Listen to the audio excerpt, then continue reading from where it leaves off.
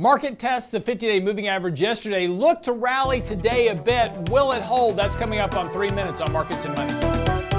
Yesterday, we talked about the fact the markets were oversold on multiple levels and that a rally was likely. And we did see that yesterday. The markets did test the 50-day moving average and then bounced off of that.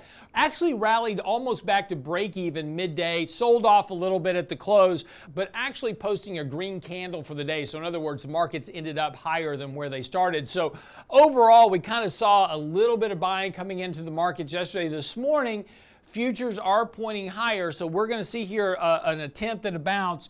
If we do get a bounce, there is a potential here we could get back to the 20-day moving average, which is going to pose kind of important resistance right now because that's where the market kind of failed on this little consolidation that we were in for a couple of days.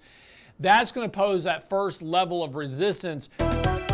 Likely, we're going to see here a rally that is sold into by investors. A lot of people were buying into this rally from the July lows very late, thinking that the bull market was back.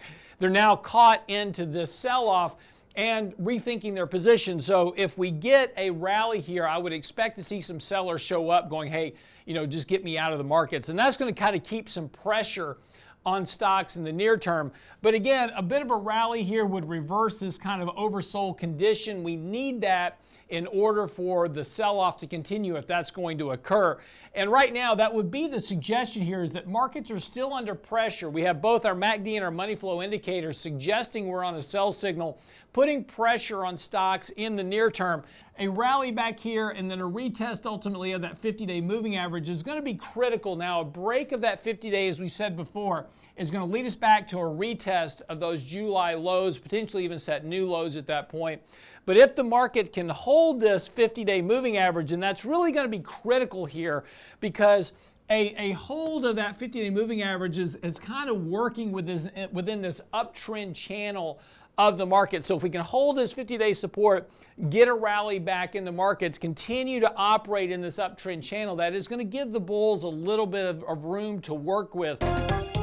Watch that support at the 50-day. Use rallies right now to sell into, to raise a little bit of cash because, again, the risk here momentarily is to the downside. So until we reverse these sell signals back into buy signals, this is a sell the rally opportunity. Now, once those signals reverse, we'll be buying any kind of dips in the markets, but right now that's not the case. So be a little bit cautious here, reduce your risk, raise a bit of cash on a rally, reposition yourself because again, as we move into September, we've got the FOMC meeting coming up, more rate hikes, more commentary from the Fed, potentially weaker economic data. That's all potentially going to be a headwind for stocks in the short term. I'm your host, Lance Roberts, for 3 minutes on Markets and Money. See you back here tomorrow.